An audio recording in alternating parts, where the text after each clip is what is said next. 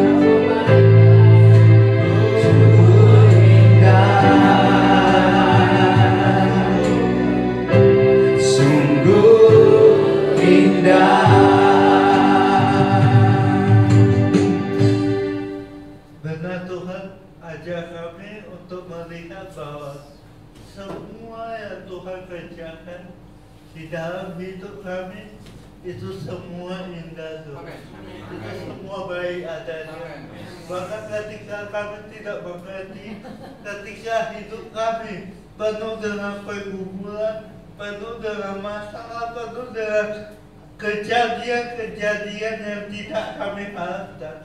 Ajak kami untuk percaya kepada Tuhan dan melihat bahwa Tuhan bekerja melampaui semua yang bisa kami pikirkan.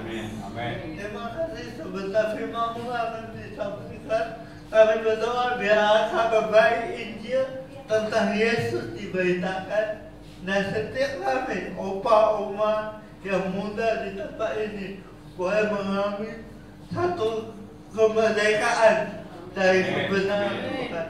Biarlah Kristus diberitakan, Injil-Mu dinyatakan di dalam nama Tuhan Yesus. Sama-sama katakan amin. Amin. Berikan tepuk tangan bagi kita. Puji Tuhan. Shalom. Shalom. Semua sehat, puji Tuhan. Ya, izinkan saya memperkenalkan diri. Saya pertama kali di tempat ini. Terima kasih Bapak Kurniawan kesempatannya. Hari ini saya akan sedikit bersaksi, bukan tentang saya, karena saya kira banyak orang salah mengerti tentang apa itu kesaksian. Bagi saya kesaksian itu bukan sekedar cerita pengalaman. Karena saya percaya kalau saya cerita pengalaman, opa-oma di sini lebih punya banyak pengalaman daripada saya, betul? Kita semua masing-masing punya cerita di dalam hidup kita. Tapi lewat kesaksian kita, saya mau ajak kita untuk melihat begini, bahwa dalam setiap cerita hidup kita ada Tuhan yang bekerja dan berkarya. Jadi lewat cerita yang saya akan sampaikan, saya mau Bapak Ibu, Opa Oma di sini sama-sama melihat bahwa ini bukan tentang kita. Setuju? Ini bukan tentang siapa yang berbicara, tetapi ini tentang Tuhan yang bekerja. Dan saya berdoa Tuhan yang bekerja dalam hidup saya akan menjadi Tuhan yang juga bekerja dalam hidup kita semua. Nah, sebelum saya masuk, saya ajak kita buka satu firman Tuhan dari 2 Korintus 12 ayat 9. 2 Korintus 12 ayat 9. Sudah dapat? Amin. Saya ajak kita baca ya. 2 Korintus 12 ayat 9. Kita baca bersama. 3, 2, 1. Tetapi jawab Tuhan kepadamu, cukuplah kasih karuniaku bagimu, sebab justru dalam kelemahan kuasaku menjadi sempurna. Sebab itu terlebih suka aku bermegah atas kelemahanku, supaya kuasa Kristus turun melalui aku. Amin. Buat saya ayat ini adalah ayat yang sangat pribadi berbicara kepada saya. Seperti yang Opa-Oma lihat, Bapak Ibu lihat, bahwa saya terlahir dengan kondisi yang berbeda dari anak-anak pada umumnya. Saya lahir dengan disabilitas. Nama disabilitas saya ini cerebral. Dan saya tumbuh besar diejek, dibully, dihina di sekolah. Nah, awalnya saya pernah masuk selama 1 tahun di SLB. Tahu SLB? Sekolah luar biasa. Setelah lebih kurang 1 tahun, orang tua saya itu dipanggil oleh pihak sekolah. Dan guru saya berkata begini, Bu, Pak, anak Anda nggak boleh di tempat ini. Waktu itu, mama papa saya bingung. Karena dulu saya pernah dibawa ke banyak sekolah di kota Medan. Saya asalnya dari Medan. Di kota Medan, saya dibawa keliling ke sekolah-sekolah. Dan saya banyak ditolak. Nggak boleh masuk. Kenapa? Karena alasannya 2. Takut saya tidak bisa ikut pelajaran karena saya dikira idiot. Kedua, takut saya tidak bisa berkomunikasi, bersosialisasi. Puji Tuhan, hari ini teman-teman saya ada di mana-mana. Jakarta, Surabaya, Bandung, Medan, dari mana-mana. Jadi saya masuk SLB itu karena terpaksa. Gak ada pilihan. Kemudian guru SLB saya ngomong, Bu, Pak, anak Anda harusnya di sekolah umum. Ini setelah 1 tahun di SLB. Dan guru saya berkata begini, meskipun tubuhnya cacat, tapi pikirannya berfungsi dengan baik. Saya percaya itu anugerah Tuhan. Nah, keluarga saya bukan Kristen. Saya lahir dari keluarga yang tidak mengenal Tuhan Yesus. Jadi saya bertumbuh besar, gak diajarin siapa itu Yesus. Kamu berdoa sama Tuhan Yesus, gak pernah. Dalam perjalanannya, saya mengalami banyak jatuh bangun. Di sekolah umum, akhirnya kami dapat satu sekolah di kota Medan. Waktu saya masuk, saya lihat teman-teman saya. Saya lihat teman-teman saya yang berbeda dari saya. Berbeda dari teman-teman saya yang dulu di ACB. Karena di ACB teman-temannya seperti saya, punya kondisi yang khusus.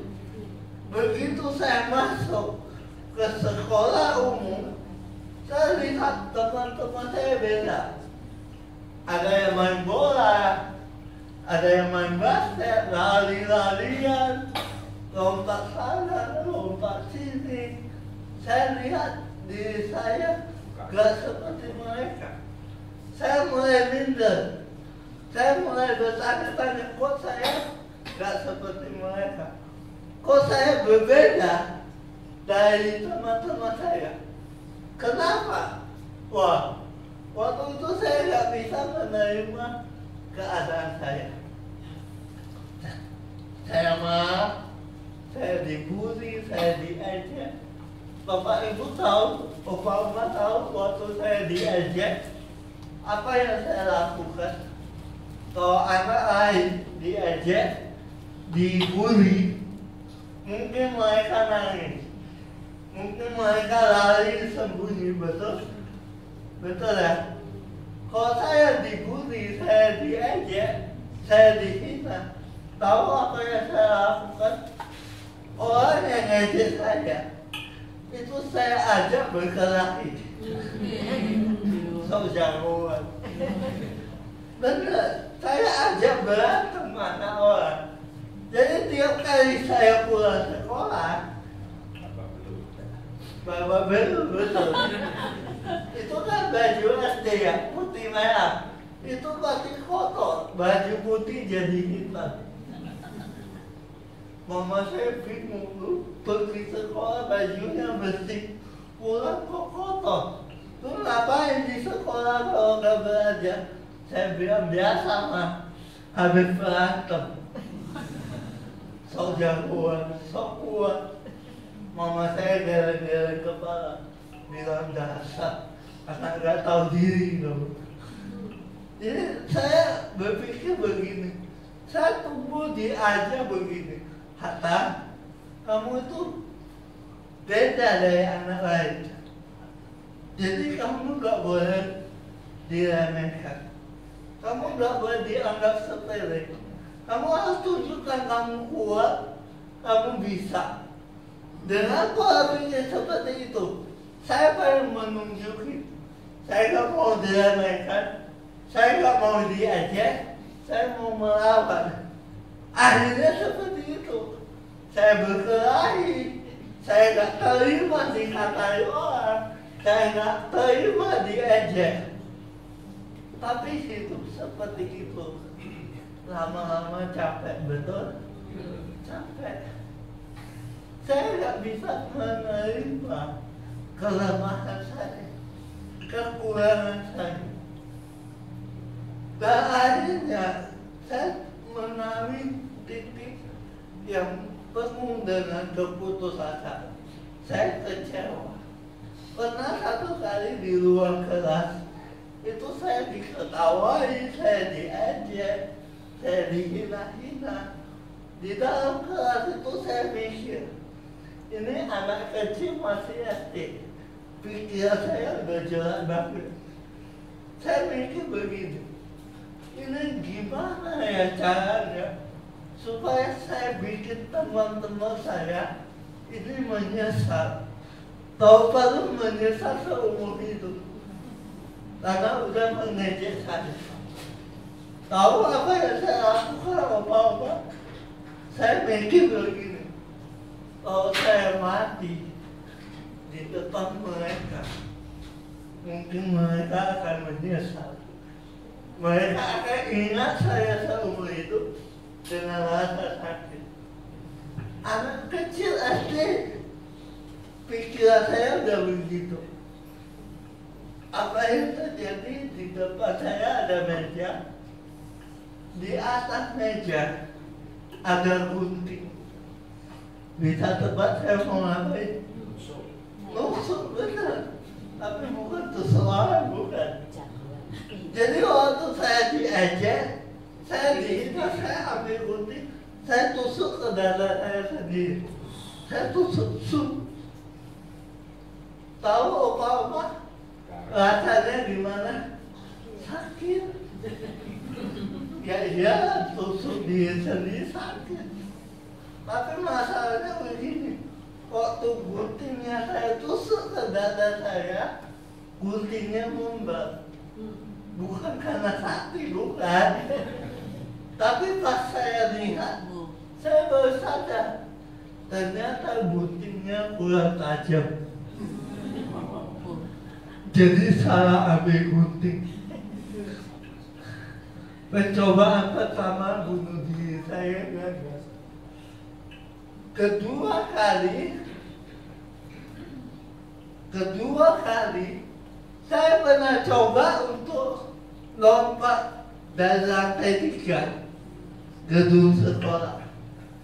Sama, diejek, dihina. Waktu itu saya punya banyak pergumulan. Saya bertanya-tanya, kok saya begini? Kok hidup saya penuh dengan masalah? Kok saya nggak seperti anak yang lain? Sama. Jadi waktu itu saya naik ke lantai 3 gedung sekolah.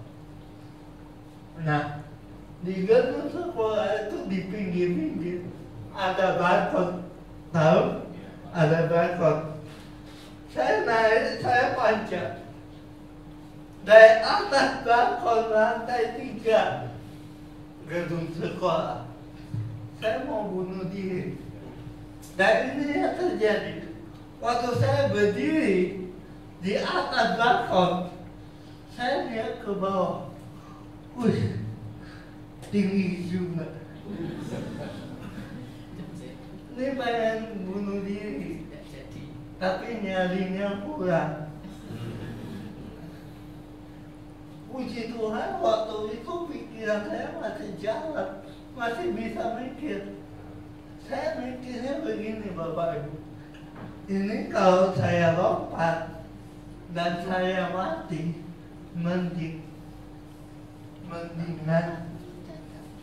Tapi kalau saya lompat dan saya nggak mati lah, ini ya repot.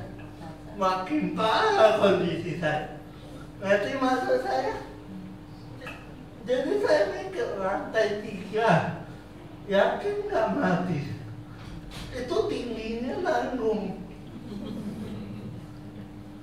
Jadi di lantai 3 di samping balkon, saya berdiri lama mikir, lompat gak ya? Lompat gak ya? Mati gak ya? Tapi saya udah di atas. Masa saya gak ngapa-ngapain? Saudara tahu saya bikin apa? Saya bikin heboh satu sekolah. Ini contoh bunuh diri tapi gak niat. Saya bikin pengumuman. Saya teriak-teriak satu sekolah heboh. Woi, saya mau mati nih, saya mau lompat nih. Kalau saudara dengar orang bunuh diri teriak-teriak, itu tandanya gak niat.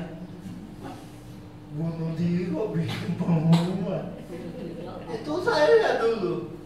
Saya teriak-teriak satu sekolah heboh. Ya, anak-anak keluar dari kelas pada lihat ke atas ada apa. Guru, petugas pada lari ke lantai 3 tarik saya. gak jadi bunuh diri. Percobaan kedua gagal. Singkat cerita, semua itu terjadi sebelum saya kenal Tuhan. Karena saya dulu sekali lagi bukan Kristen, gak pernah belajar Alkitab, gak pernah diajari tentang Tuhan Yesus, gak pernah diajari tentang bagaimana mengenal Tuhan dan bagaimana mengenal diri saya. Dan saya bersyukur karena Injil adalah kabar baik. Amin. Injil adalah kabar baik. Karena waktu kita mengerti Injil, kabar baik itu memerdekakan kita, itu mengubah hidup saya. Kekristenan adalah iman yang bisa membuat kita berkata, Tuhan, aku penuh dengan kelemahan, tetapi aku percaya bahwa Tuhan Yesus berkuasa atas hidupmu. Sehingga kita datang kepada Tuhan gak perlu pura-pura, gak perlu sok kuat, karena kita gak ada yang kuat, betul? Makin lama kita hidup, makin kita berumur seperti opa-oma di tempat ini. Saya percaya makin kita sadar betapa lemahnya diri kita sebagai manusia. Betul ya? Makin berumur kita sadar bahwa kita ini ternyata manusia yang penuh dengan kelemahan. Anak-anak muda biasanya nggak tahu. Kenapa? Karena masih sehat, masih muda, masih segar, masih punya banyak pencapaian. Tapi saya selalu bilang hati-hati. Ada waktunya.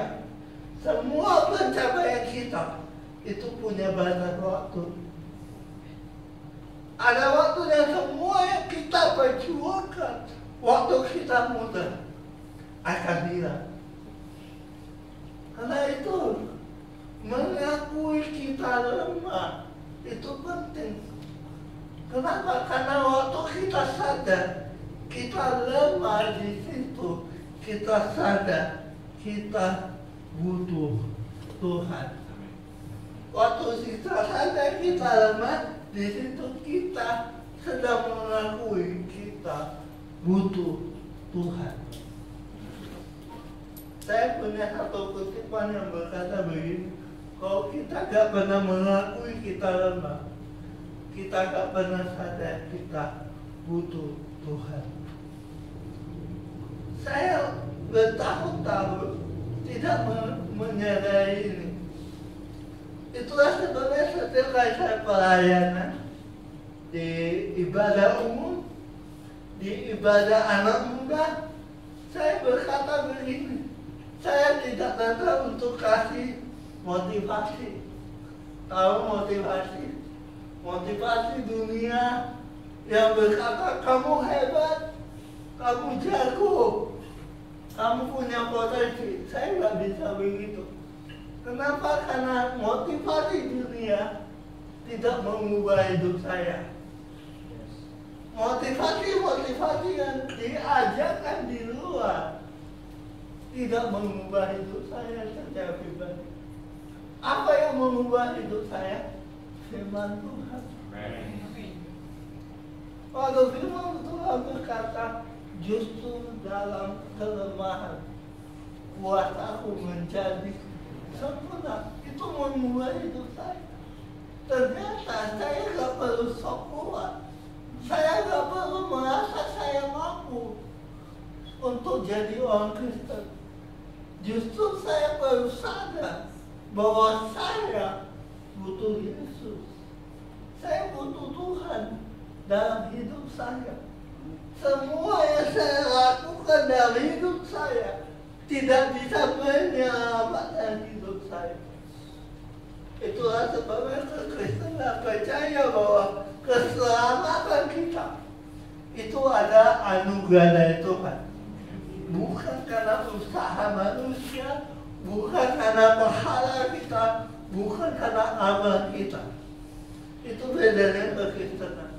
Kenapa? Karena manusia itu lemah, terbatas, tidak bisa menyelamatkan dirinya sendiri. Waktu kita sadar kebenaran ini, kita tahu kenapa Yesus harus datang ke dunia. Tuhan Allah yang Maha Segala harus datang jadi manusia.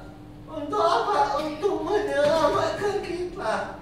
Orang-orang yang lemah, terbatas, dan tidak berdaya. Ini satu kebenaran yang mengubah hidup saya. Karena saya tahu saya butuh Tuhan. Saya butuh Tuhan. Saudara, waktu saya ada di titik paling putus asa, saya pernah bilang begini, Tuhan ada gak sih? Tuhan benar-benar ada gak? Tuhan kemana? Kalau Yesus ada, buktikan sama saya. Saya ingat dulu waktu saya pertama jadi Kristen, tante saya itu yang ajak kami untuk ikut acara KKR. Tante saya bilang begini, kalau kamu ikut Yesus, kalau kamu percaya Yesus, ikut Yesus, pasti sembuh. Tuhan bisa menyembuhkan kamu. Waktu itu orang tua saya semangat. Kenapa? Karena udah keliling rumah sakit, udah ke banyak tempat, udah ke dukun-dukun juga. Jadi semua kan udah dicobain. Nggak ada yang bisa menyembuhkan. Ketemu tante saya bilang gitu, udah bawa ke gereja, udah minta tolong didoain sama pendeta, nanti bisa sembuh. Saya diajak waktu itu 2006, saya ingat di Jakarta ada KKR besar di Ancol waktu itu. Semua orang datang, kami ikut. Saya didoakan, ditumpang tangan, orang lain didoain, ditumpang tangan, sembuh. Wah, saya lihat, waduh, saya juga pengen dong. Berarti bentar lagi hidup saya berubah. Oh, saya maju. Saya didoakan, ditumpang tangan, jatuh, bahkan kondisinya masih sama. Saya bingung. Itu tadi yang lain sembuh. Kok saya enggak? Kok saya enggak disembuhkan? Kok saya tidak mendapatkan mujizat? Mana nih Tuhan? Kenapa Tuhan tidak melakukan hal yang sama buat saya? Oh, kamu tahu saya pernah dibilang, kamu sih kurang iman, kurang doa, kurang baca Alkitab, semua banyak kurangnya. Saya bilang hidup saya memang sangat banyak kurang. Nah akhirnya saya banyak ikut acara KKR, ikut acara seminar, ikut banyak pendeta, minta didoain, gak dapat jawaban. Saya pikir jadi orang Kristen, saya bisa mengalami hidup yang berbeda. Ternyata bertahun-tahun, waktu saya jadi orang Kristen pertama kali, hidup saya gak berubah. Bungkusannya yang berubah. Dulu pindah dari rumah sakit ke rumah sakit lain. Pindah dari dokter yang satu ke dokter yang lain. Setelah jadi Kristen, pindah dari satu KKR ke KKR lain, satu gereja ke gereja lain, satu pendeta ke pendeta lain. Tujuannya apa? Apakah untuk saya Tuhan? Bukan. Saya cuma pengen sembuh. Saya cuma pengen mujizat. Dan saudara tahu waktu fokus kita salah, kita akan kecewa. Saya kecewa sama Tuhan. Saya bilang orang Kristen itu bohongan. Buktinya saya nggak dapat mujizat. Buktinya saya nggak sembuh. Mana nih? Katanya Tuhan bisa menyembuhkan. Bahkan satu malam di tengah-tengah keputusasaan, saya bilang Tuhan, terserah Tuhan. Tuhan mau sembuhkan atau ambil nyawa saya. Saya minta mati sama Tuhan. Saya bilang Tuhan, kalau Tuhan mau sembuhkan, saya akan percaya. Tapi kalau Tuhan nggak mau sembuhkan, ya udah ambil hidup saya. Saudara tahu apa yang terjadi? Minta mujizat, minta sembuh gak dapat, minta mati gak dapat juga. Saya bingung, Tuhan maunya apa nih? Tuhan kok gak terjadi apa-apa? Mana?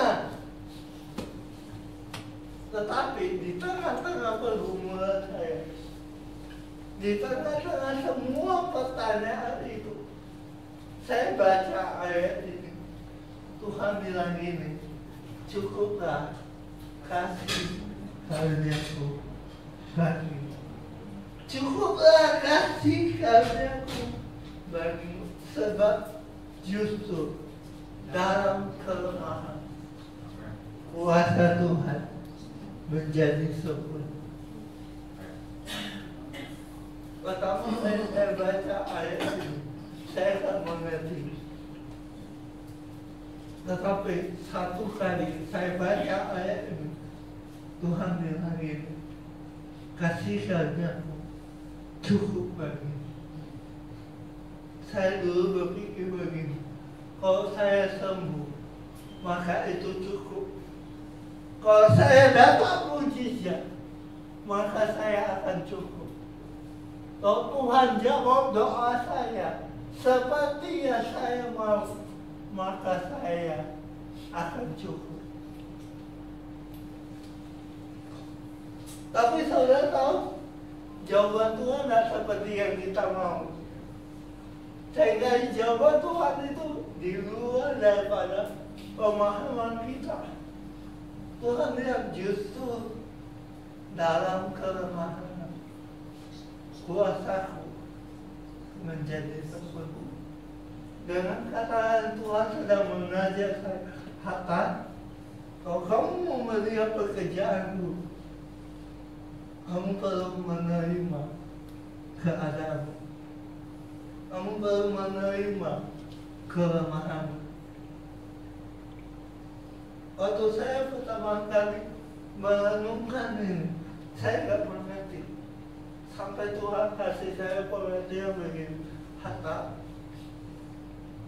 kamu tahu nggak, di mata Tuhan, kamu sudah sempurna. Di mata Tuhan, kamu sudah sempurna. Waktu saya pertama kali dengar itu, saya menangis. Saya pikir hidup saya ada sebuah kegagalan. Saya pikir saya ciptaan yang gagal. Saya pikir Tuhan iseng-iseng waktu Dia menciptakan saya.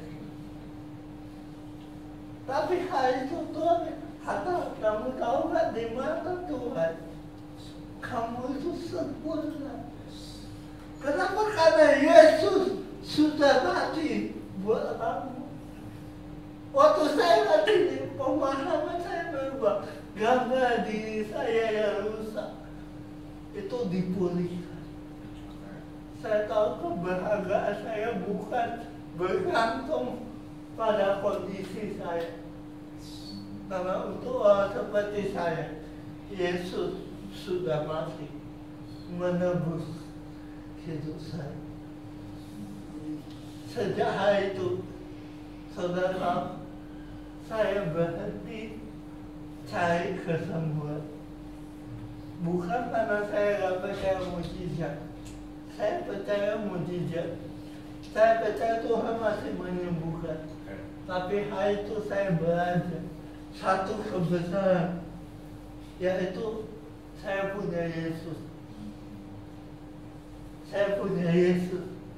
Dan kalau saya punya Yesus, saya punya yang lebih daripada kesembuhan. Kalau saya punya Yesus, saya punya yang lebih daripada mujizat. Hari ini saya mau bertanya pada kita, apakah kita percaya kita punya Yesus? Apakah Yesus cukup buat kita? Atau kita masih cari-cari yang lain? Atau kita masih mencari sesuatu yang lain? Saudara, di pasal 2 Korintus 12, kalau saudara nanti baca ayat sebelumnya, Paulus adalah rasul yang luar biasa. Dia punya pengalaman yang luar biasa. Ayat 1 sampai 10, Paulus cerita, dia dapat satu penglihatan, pernyataan dari Tuhan. Tuhan bawa dia lihat satu penglihatan tentang surga. Dia lihat orang diangkat sampai ke tingkat 3 dari Firaun. Dan di dalam penglihatan itu, Paulus berkata dia mendengar orang-orang di surga itu berbicara dengan kata-kata yang tidak dapat diucapkan oleh manusia. Kata-kata yang dia tidak pernah dengar sebelumnya. Dan Paulus bilang gini, ini pakai bahasa saya. Sebenarnya, kalau Paulus mau bermegah, dia bisa bermegah dengan semua pengalaman dia, dengan semua penglihatan dia. Tapi ini yang terjadi di ayat 7 dan 8. Paulus bilang ini, supaya aku jangan meninggikan diriku. Dengan kata lain, supaya Paulus jangan sombong, Tuhan kasih dia duit dalam daging. Dan 3 kali Paulus berdoa, Tuhan singkirkan duit ini. Tuhan bilang tidak. Dan Tuhan bilang cukuplah, kasihkan dia bagi. Berapa banyak dari kita yang berdoa seperti saya, seperti Paulus, Tuhan, tolong singkirkan penyakit ini. Tuhan, tolong sembuhkan aku. Tuhan, tolong singkirkan masalahku. Tuhan, tolong singkirkan pergumulanku. Dan kita seringkali bertanya-tanya, Tuhan, mana? Kok masalahnya masih ada? Kok penyakitnya masih ada? Kok pergumulannya masih ada? Karena seringkali jawaban Tuhan bukan seperti yang kita mau. Seringkali Tuhan tidak menyingkirkan penyakit kita, pergumulan kita, tapi Dia berkata cukuplah, kasih karunia bagimu. Karena lewat kelemahan kita, lewat pergumulan kita, kita sedang diajak untuk percaya pada Tuhan, bukan pada diri kita. Untuk bergantung pada kuasa Tuhan, bukan pada kemampuan. Amin. Saya berdoa hari ini setiap dari kita, opa, oma yang muda-muda, mari kita belajar. Seringkali kita gak suka dengan kelemahan kita. Kita gak suka karena makin kita berumur, kita merasa makin gak berdaya. Kita merasa makin gak bisa ngapa-ngapain. Dulu waktu muda kita berpikir, wah, aku bisa lakukan apa saja. Tapi butuh waktu. Seiring perjalanan, kita belajar betapa terbatasnya kita sebagai manusia. Tetapi saya berdoa di waktu-waktu ini makin hari kita belajar. Kita punya Tuhan. Kita punya Tuhan yang sanggup melakukan segala sesuatu. Dan kita bisa percaya kepada Dia. Amin. Mari saya ajak kita untuk berdoa. Tuhan, firman-Mu sudah selesai, kami berdoa supaya apa yang disampaikan itu boleh menjadi berkat bagi setiap kami, menguatkan kami di tengah-tengah kelemahan kami, di tengah-tengah pergumulan kami. Ajak kami untuk percaya kepada Tuhan, berharap sepenuhnya hanya kepada Tuhan. Karena kami tahu keterbatasan kami sadar seringkali kami pernah melakukan banyak hal, tetapi kami tidak bisa. Hari ini ajak kami untuk belajar bahwa Yesus cukup bagi kami.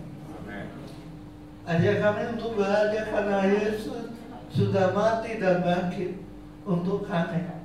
Maka kondisi kami tidak menentukan siapa kami, tetapi apa yang Yesus lakukan itu yang menjadikan kami sempurna, berharga, dan diterima oleh Tuhan. Terima kasih, di dalam nama Yesus kami berdoa. Amin. Tuhan berdoa.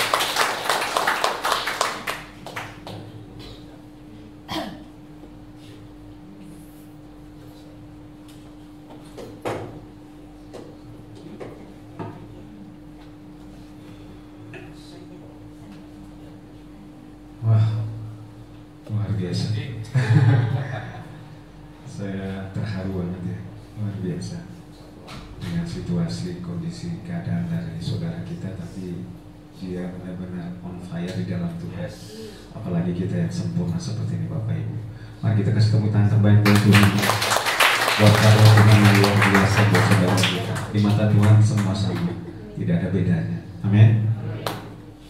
Sekali lagi kita angkat pujian tadi. Dia sungguh di dalam kehidupan kita ya. Sekali lagi kita menaikkan pujian ini karena kita semua ada dalam pikiran.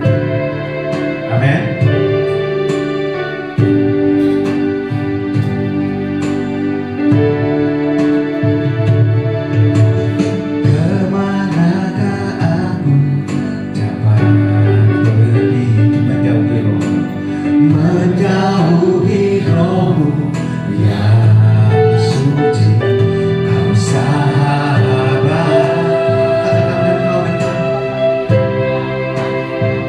Dan kau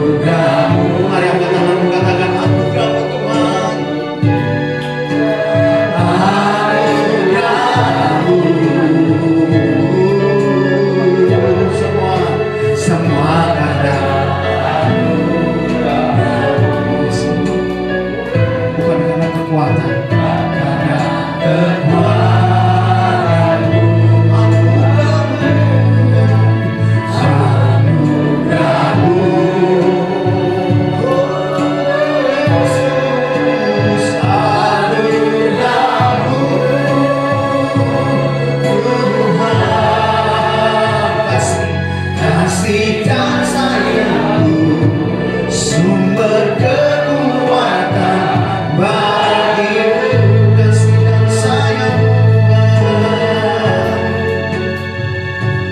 kasih dan sayangmu sumber kekuatan bagiku, kasih dan sayang Tuhan,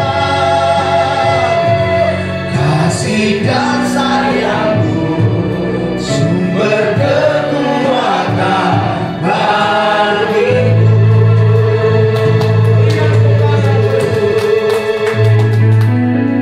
Bapak Surgawi, terima kasih Engkau ada di tempat ini. Kami baru menyaksikan bagaimana kasih-Mu sempurna menyempurnakan ketidaksempurnaan dari seorang hamba-Mu, Hatta Halimas. Kau sudah memilih dia sebelum dunia dijadikan, dan dia boleh menemukan rahasia-Mu lebih dari semua harta dunia. Terima kasih Tuhan. Jika hamba-Mu menyampaikan pesan-Mu untuk menguatkan, mengonfirmasi pada kesaksian kebenaran firman yang disampaikan oleh Hatta Halimas, perlu ditumbuhkan di dalam setiap hati orang yang percaya. Kami serahkan Engkau Allah yang beracara dari awal sampai akhir. Urapi hamba-Mu yang lemah, yang terbatas, yang setiap perkataan yang keluar dari mulut ini tidak akan kembali dengan sia-sia. Terima kasih Tuhan. In Jesus Almighty name, di dalam nama Yesus. Haleluya. Puji Tuhan. Amin. Shalom semua Bapak Ibu, silakan duduk. Terima kasih Hatta sudah meluangkan waktunya di tempat ini. Terima kasih juga sahabat-sahabat. Nah, di belakang juga ada Pak Rudi, ya, yang gak akan kalah untuk memberi kesaksian. Shalom, luar biasa. Ya, kita tunggu tanggal mainnya ya, seperti bioskop. Ya, ini juga gak kalah dahsyat dari Hatta Halimas. Ya, dia sudah menemukan kunci rahasia kerajaan surga. Ya, semua hidupnya akan diubah. Ada Bu Wiliana juga di sini.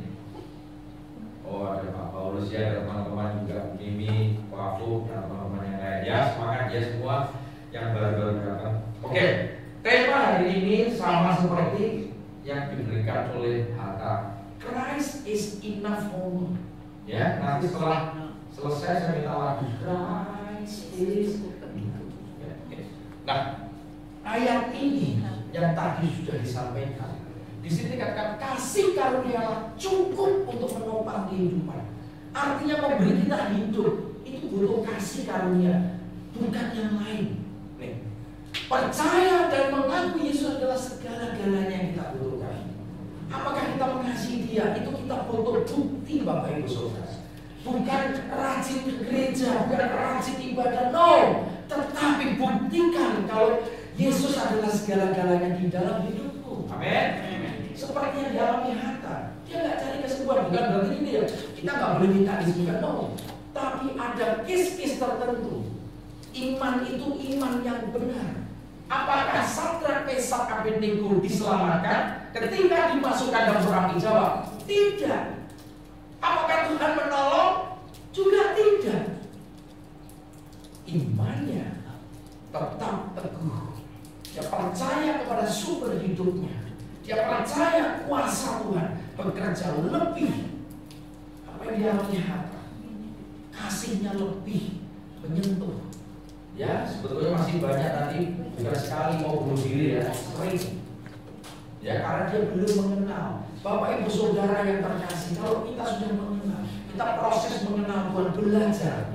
Kita ayo sungguh-sungguh supaya kita mengerti. Ya, kalau kita mengerti, kita akan bisa menerima semua keadaan di dalam kelemahan kita. Ya, ini kuncinya. Nah, kita baca lagi 2 Korintus 12 ayat 9. Ya. Ya, ayatnya bentar. Ayatnya ini.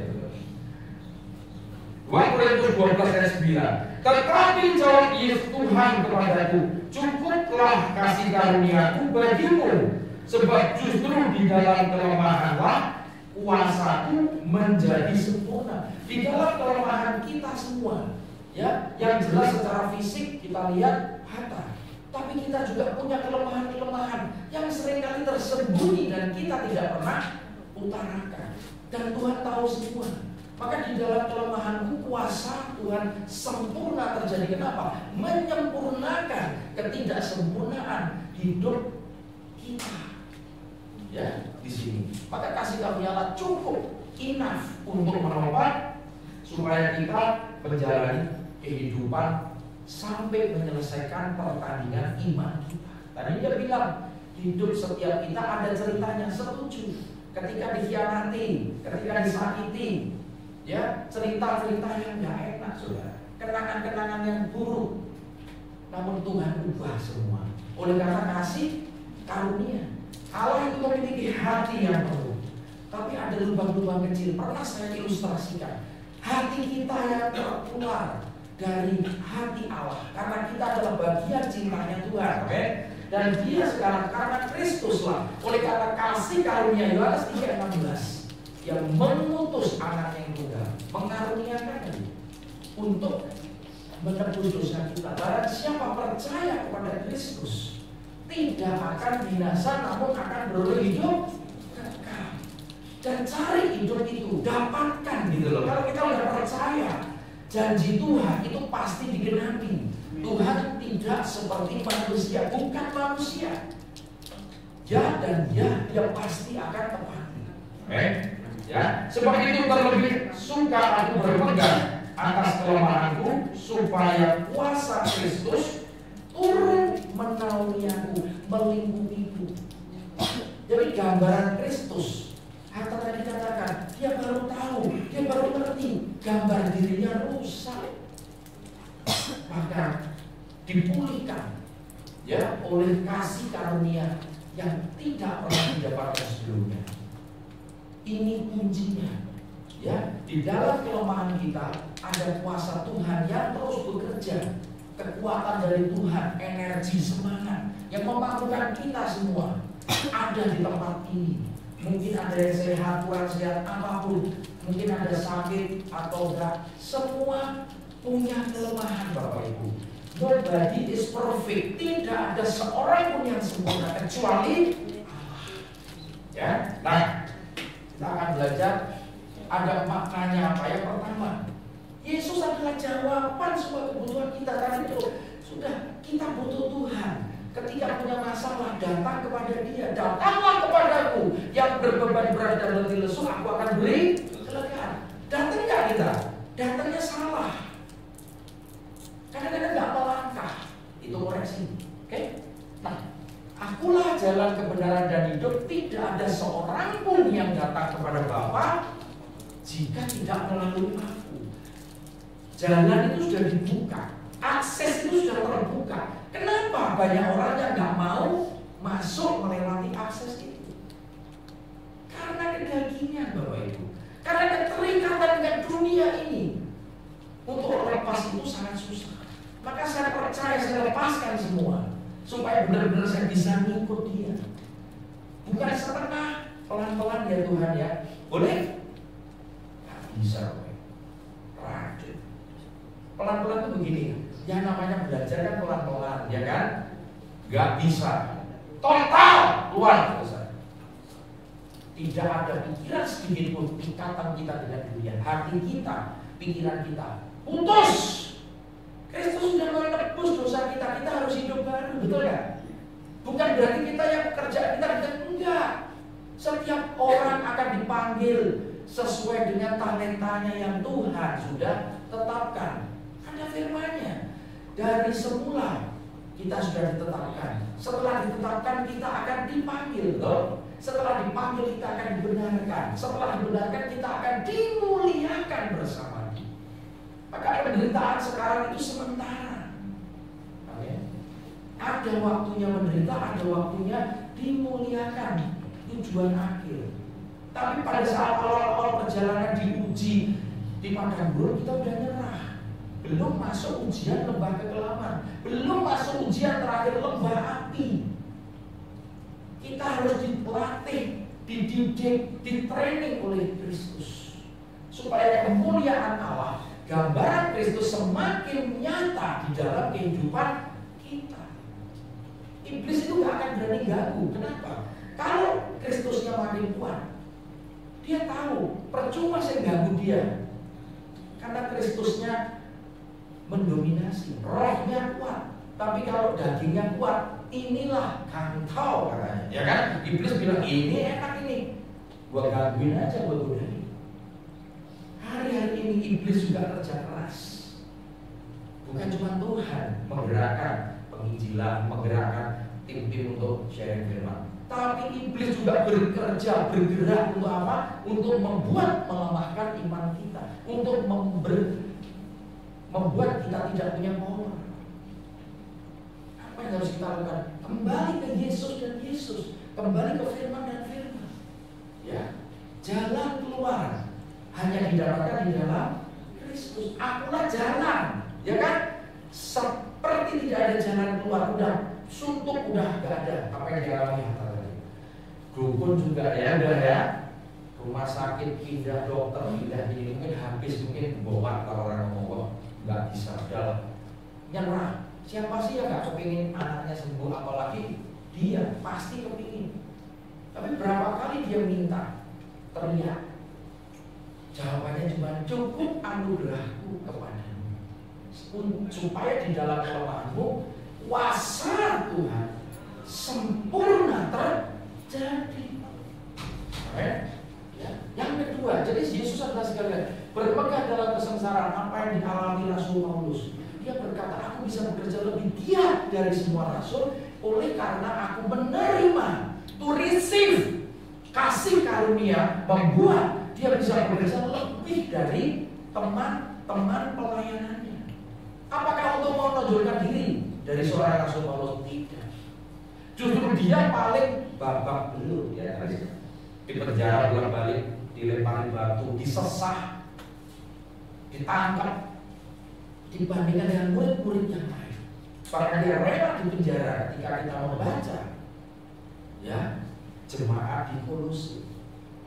Dia masih sempat tulis surat dan dia sampaikan pesan-pesan kepada murid yang lain.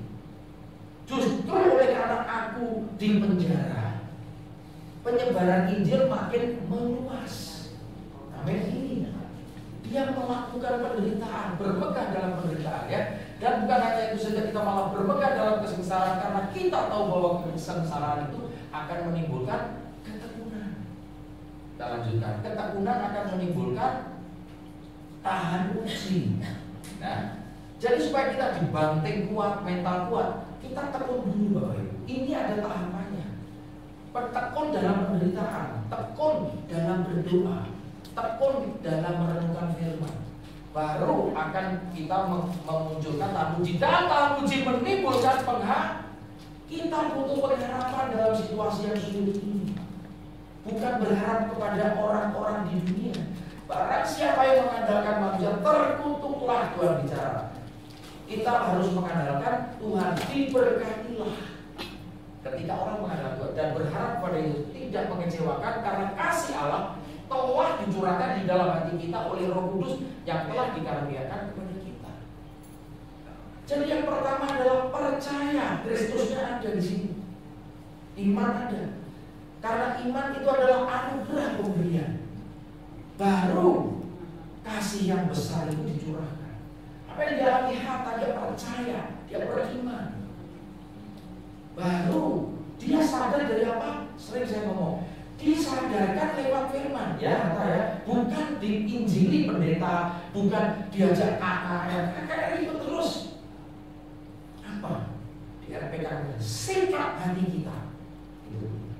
Kita mencari Tuhan. Perkara mau sembuh mau setengah sembuh atau bahkan gak sembuh, itu bukan urusan kita.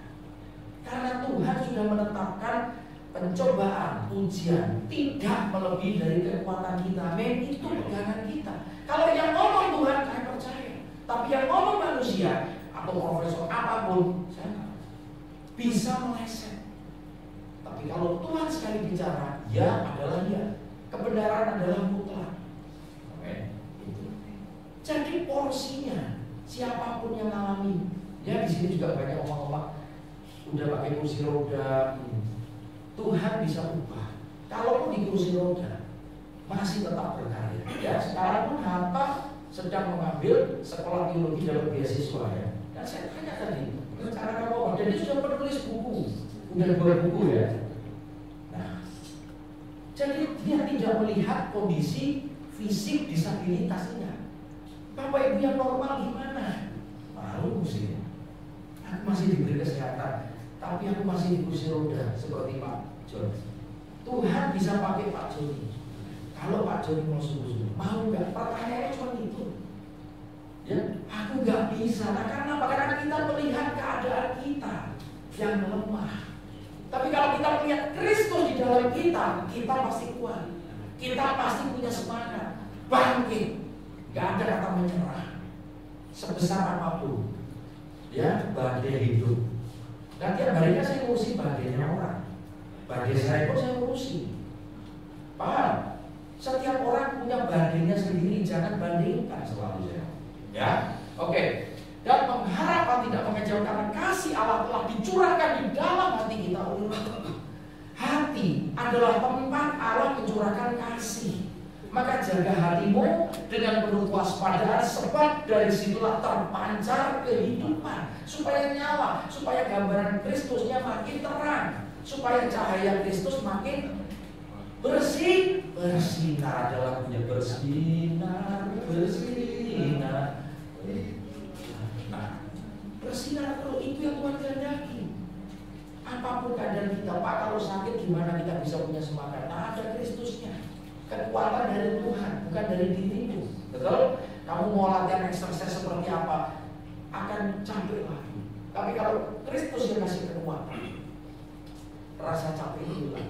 Saya alami, maka saya bisa bersaksi. Ya, mungkin yang tahu pelayanan saya di sebelum pandemi, ini udah keren semua, saya nggak bawa pakaian ganti.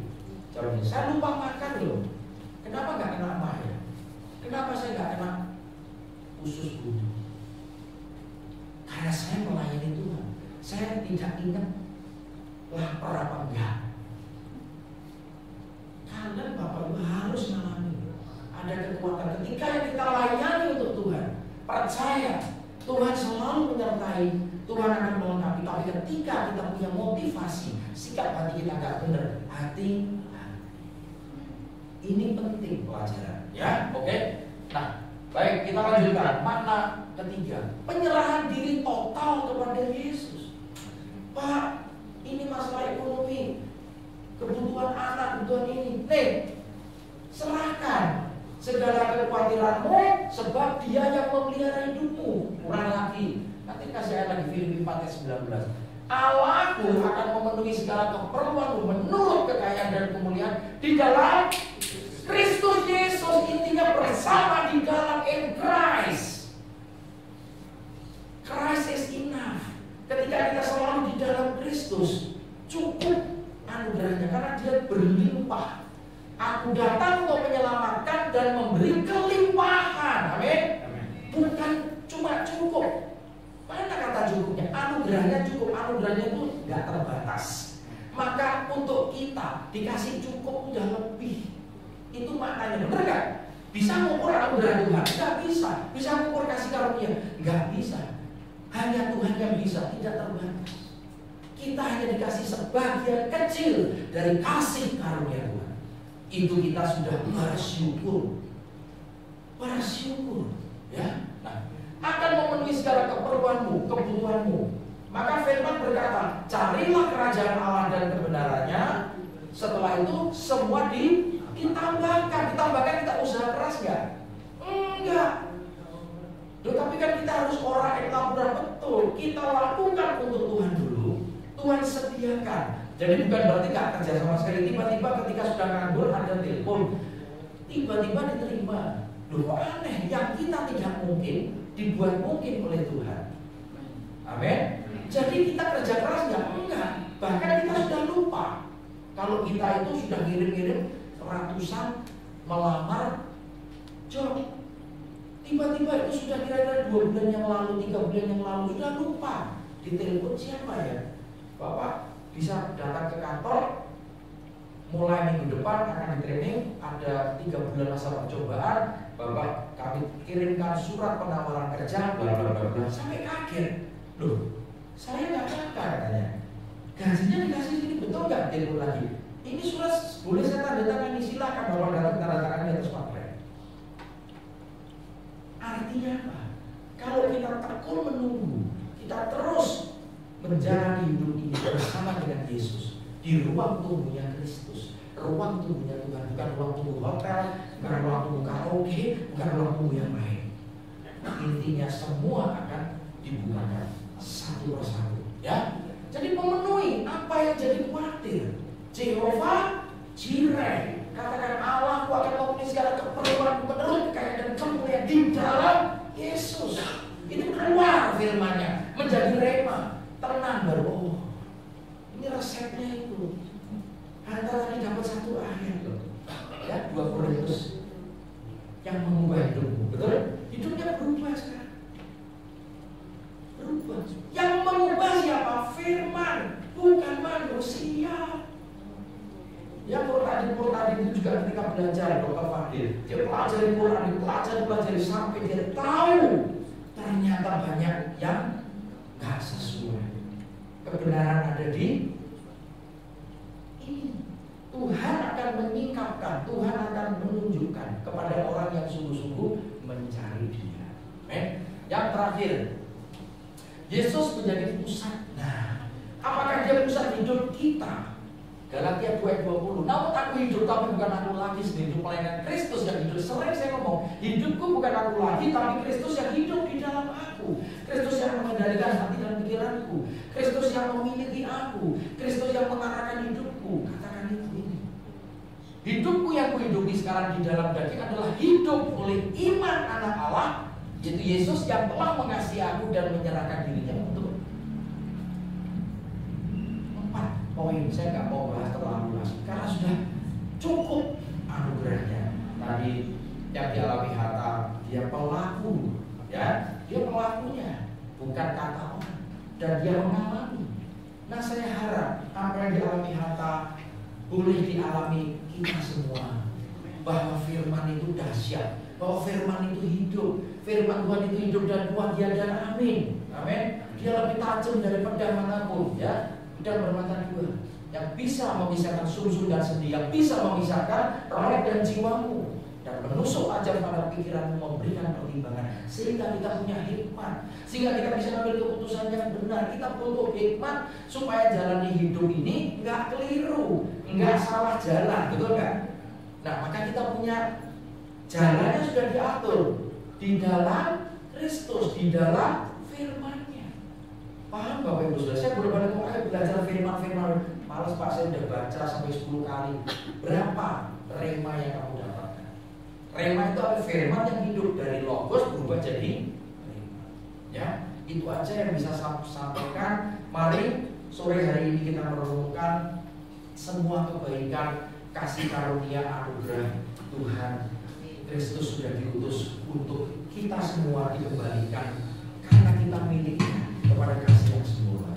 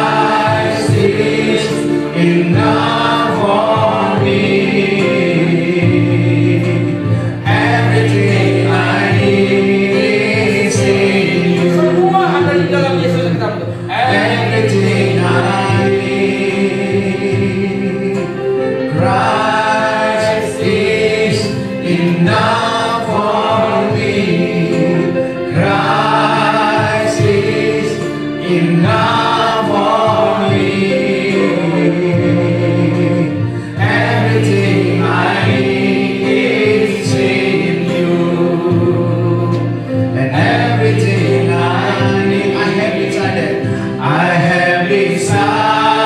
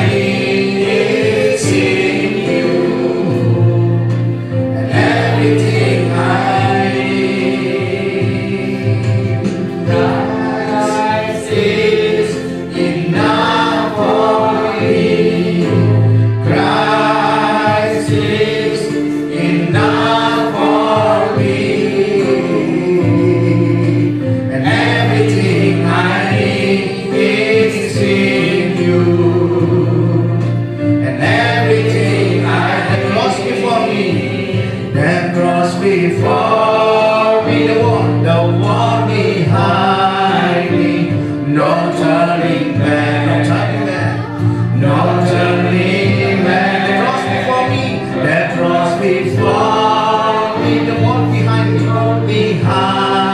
me, no turning back, no turning back. Christ is enough for me. Christ is enough for me. And everything I need is in you. And everything I need, sekali lagi, Christ is enough for me. Christ is enough for me. And everything I need is in you. And everything I need, I have decided to follow Jesus. No turning back, no turning back. I have decided to follow Jesus. No turning back, no turning back. Mari kita sebutkan terbaik buat Tuhan kita. Bapak, kami mengucap syukur dan terima kasih Bapak bahkan buat kebenaran firman-Mu telah Kau sampaikan Bapak bagi kami lewat hamba-hamba-Mu Bapak Hatta juga Pak Kurniawan. Bapak, kami bersyukur Bapak bagi Engkau Tuhan, hamba-Mu Bapak telah selesai berbicara. Namun kami yakin dan percaya Roh Kudus Engkau terus Bapak mengingatkan akan kebenaran firman ini dalam kehidupan kami, mengartikan bahkan memateraikan dalam kehidupan kami serta memampukan setiap kami untuk dapat melakukannya dalam kehidupan kami dari hari ke hari. Berkati kehidupan Pak Hatta, berkati kehidupan dari Pak Kur Bapak, setiap pelayanan mereka dimanapun Engkau utus, Engkau bawa Tuhan. Engkau berkati, Engkau pakai dengan luar biasa Bapak, biar lewat pelayanan mereka ada banyak jiwa di luar sana Bapak ditarik datang Bapak bagi Engkau. Terima kasih Bapak, segala kemuliaan hanya bagi Engkau, lalu hanya di dalam nama Yesus Tuhan kami sudah berdoa bersyukur bagi Bapak dan Bapa di surga. Haleluya, amin. Saat ini kita mendengar